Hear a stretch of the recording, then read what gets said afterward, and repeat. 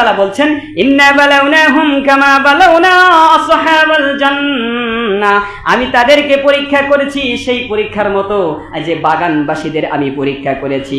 কেন করেছি? ইয আকসামু লা ইয়াসরিমুন্নাহা মুসবিহিন, ইদ আকসামু তারা শপথ করে বলেছিল লা ইয়াসরিমুন্নাহা মুসবিহিন, আমরা প্রভাতে একেবারে মানুষ যখন ঘুমন্ত অবস্থায় থাকে ফজরের আগ মুহূর্তে গিয়ে আমরা বাগানের ফসল আনবো। এটা ওই বাগানওয়ালাদের ঘটনা আল্লাহ তাআলা মক্কাবাসীদেরকে বলছেন। কোন বাগানের ঘটনা? এই ঘটনাটা ঘটেছিল ঈসা আলাইহিস সালামের জামানার ঘটনা।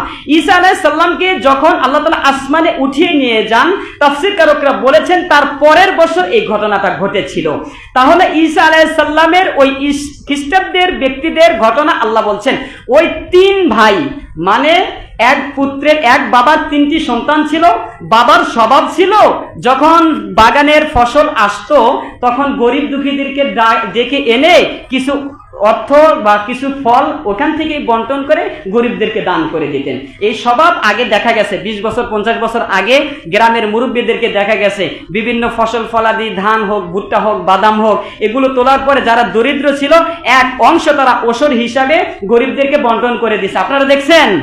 এরকম ছিল। শহরের মানুষ বলতে পারবে না, যারা গ্রামে আছে তারা হয়তো। কিন্তু এখন গ্রামেও দেখুন যায় না। এখন ওই স্বভাবটা এই তিন ছেলের আর ভালো লাগলো না। আর আমার আব্বা এই গরিবদেরকে দিত, এই বাগানের ফসল ফলায় আমরা, সুতরাং এই ভিক্ষুকরা যাতে খোঁজ না পায়, ভিক্ষুকরা যাতে না জানে, এই জন্য আমরা কি করব? আল্লাহ শপথ করে বললেন তিন ভাই। একজন একটু ভালো ছিল, পরবর্তী আয়াতে বলছেন, তারা বললেন ইদ আকসামু, আল্লাহর শপথ, লা ইয়াসরিমুন্নাহা মুসবিহিন, এইবার আমরা এমন সময় গিয়ে ফসল তুলবো যে কোনো গরিবরা জানবেই না, কোনো ভিক্ষুকরা জানবেই না। অর্থাৎ সুপ্রভাত, একেবারে মানুষ যখন ঘুমন্ত অবস্থা থাকে ফজরের আগ মুহূর্তে, এমন সময় তারা যাওয়ার এই রাত্রে শপথ করে রাখলেন। এই ঠিকঠাক মতো থাকো, ডাক দিলেই সাথে সাথে যেতে হবে, ফজরের আগে আগে আমাদের ওই ফসলের ওইখানে যেতে হবে, সূর্য ওঠার আগেই বাগানের সমস্ত ফল তুলে শেষ করব, গরিবরা যা পাবে না। বুঝছেন কথাটা? এটা হলো তাদের মনের ইচ্ছা। আল্লাহ বলেন ওয়ালা ইস্তাসনুন, যখন তিন ভাই এই সিদ্ধান্ত করলেন লা ইয়াসরিমুন্নাহা মুসবিহিন, আমরা প্রভাতকালে যাব, আমরা সেই সূর্য উদিত হওয়ার আগে বাগানে যাব। ওয়ালা ইস্তাসনুন, এই সিদ্ধান্ত নেওয়ার সময় ইনশাআল্লাহ বললেন না। আল্লাহর নামে শপথ করেছেন ঠিক, কিন্তু ইনশাআল্লাহ আগামীকালকে সকালে যাব এই কথা বলে নাই। আমরা অনেক সময় অনেক কাজের মধ্যে শুধু বলি আগামীকাল এটা করব, ইনশাআল্লাহ আমরাও বলি না, বলি। এজন্য আমরা আগামীতে কোনো কাজ করতে চাইলে অবশ্যই বলবো ইনশাআল্লাহ আমরা এই কাজটা করব। পারবো তো ইনশাআল্লাহ? আল্লাহ বলছেন ওয়ালা ইয়াস্তাসনুন, তারা ইনশাআল্লাহ বলেনি। ফলে কি হয়েছে? ফাতাফা আলাইহা তাইফুম মির রাব্বিকা ওয়া হুম নাইমুন। আল্লাহ বলেন ফাতাফা আলাইহা তাইফুম মির রাব্বিকা, রবের নিকট থেকে এমন এক দূত এসেছে, এমন এক বিপর্যয়, এমন এক গজব এসেছে যেটাকে তারা বাগানটাকে ফুলে দিয়েছে। ওয়া হুম নাইমুন, এমন তো অবস্থায় তারা ঘুমের মধ্যেই ছিল। সুতরাং প্রথম রাত্রিতে তিন ভাই প্রতিজ্ঞা করছে আমরা শেষ রাত্রিতে যাব, ভিক্ষুকরা যাতে ফল তোলার সময় না দেখে, ভিক্ষুকদের যাতে না দিতে হয়। সুতরাং এই বলে যখন তারা ঘুমিয়ে গেলেন, ফাতাফা আলাইহা তাইফুম মির রাব্বিকা, আল্লাহর পক্ষ থেকে একটি গজব আসলো, বিপর্যয় এসে পড়ল। ওয়া হুম নাইমুন, এমত অবস্থায় তারা ঘুমের মধ্যেই ছিল। ফাসবাহাত কাসরিম, যার ফলে আল্লাহ তাআলার এই পাঠানো গজব, পাঠানো বিপর্যয়ের দ্বারা ওই বাগানের সমস্ত ফলগুলো সাদা হয়ে গিয়েছে কিংবা পুরে খারখার কালো হয়ে গিয়েছে। ফাতানাদাউ মুসবিহিন, ভোরে তারা একে অপরকে এবার ডাক দিলেন। ঘটনাটা আল্লাহ আগেই ঘটিয়ে ফেলেছে। কোথায়? মাঠে। এটা কোথায়? এরা তো ঘুমের মধ্যে, এরা তো বাড়িতে। ঘটনা করছে কোথায়? বাগানে। এদিকে বাগানে তো আল্লাহ সাইজ করে ফেলেছেন তাদের নিয়তের কারণে। আল্লাহ বলছেন তারা তিন ভাই এবার ডাকাডাকি শুরু করলো।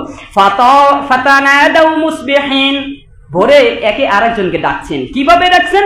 আনিগদু আলা হারসিকুম ইন কুনতুম সারিমিন, তোমরা যদি ফল পেতে চাও তাহলে তাড়াতাড়ি ওঠো, এত দেরি করছে কেন? আরে ঘুমায় এক ডাক দিতেছি এখনো ওঠো না, আবার পার্শ্ববর্তী গরিব, এ তো তোমাকে ডাকতে ডাকতে গরিব আবার জাগনা পাওয়া যাবো, এই জন্য তারা ডাকতেছে। এই দেখেন কেমনে ডাকছে, এটাও বলতেছে যে তারা একেবারে চুপি চুপি ডাকছে। একজন আরেকজনকে কিভাবে ডাকছে? চুপি চুপি ডাকছে এবং বলছে যে ফানতালাকু ওয়া হুম ইয়াতাখাফাতুন।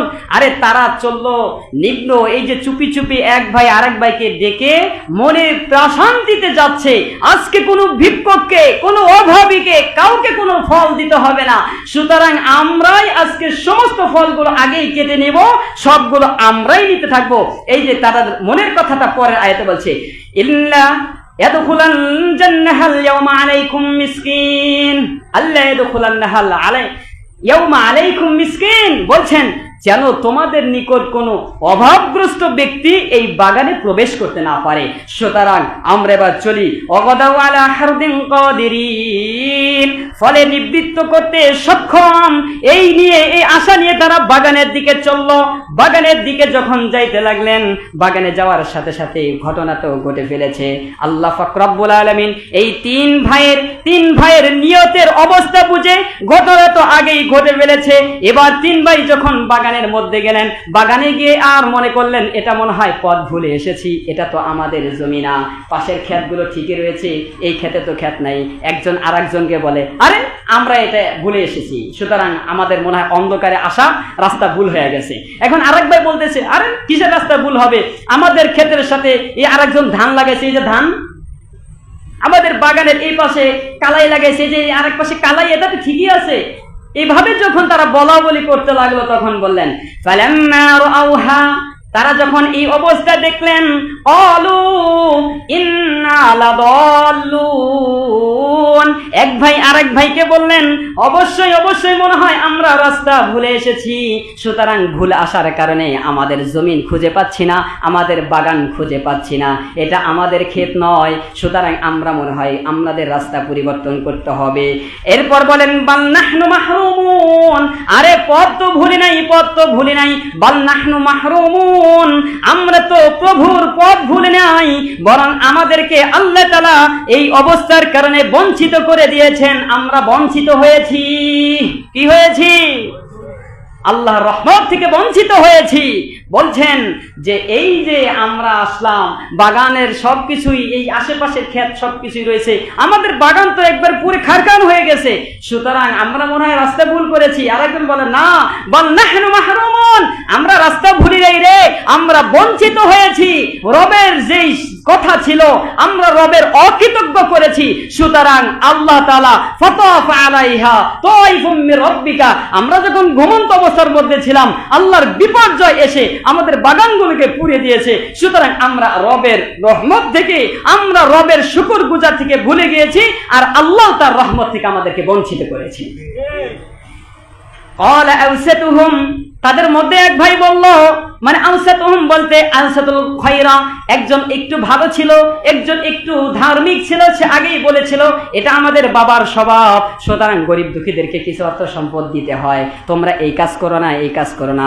দুই ভাই পাত্তা না দেওয়ার কারণে সেও তাদের সাথে এসেছিলেন, তখন তিনি বললেন, ক্বালা আওসাতুহুম, প্রথম মধ্যম ব্যক্তি বলে উঠলেন, আকুল লাকুম, এই তোমরা এখনো বলো না কেন, লাউলা তুসাব্বিহুন, যা কিছু হয়েছে সব কিছু ভুলে গিয়ে এক রবের প্রশংসা, এক রবের পবিত্রতা তোমরা করো, আল্লাহ তাআলা তোমাদেরকে মাফ করে দিবেন।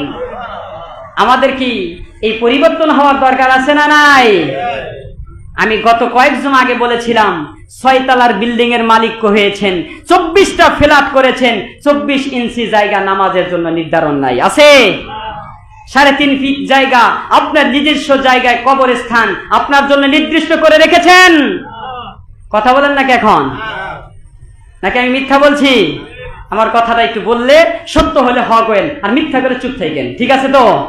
তাহলে এই যে কথাটা বললাম, আমরাও তো অনেক সম্পদ, অনেক সময় অনেক কিছু করে ফেলেছি, আমরা আমাদের বাপদাদার সেই নৈতিক চরিত্র, আমাদের ফসল ফলাদির ক্ষেত্রে দরিদ্রদেরকে, বঞ্চিত আবার অসহায়দেরকে তাদের ন্যায্য অধিকার দেওয়া থেকে আমরাও কি আজ দূরে আসি না?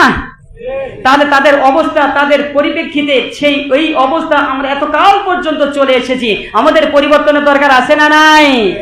আছে না নাই? হ্যাঁ, আল্লাহ তাআলা বলেন যারা এগুলোকে পরিবর্তন করে, যারা নিজেদের তওবাকে নিজেরা তওবা করে করে ফিরে আসে, আল্লাহর তাসবিহ পবিত্রতা হাসিল করে, আল্লাহ তাআলা এই সকল ব্যক্তিদের ব্যাপারে সূরাতুল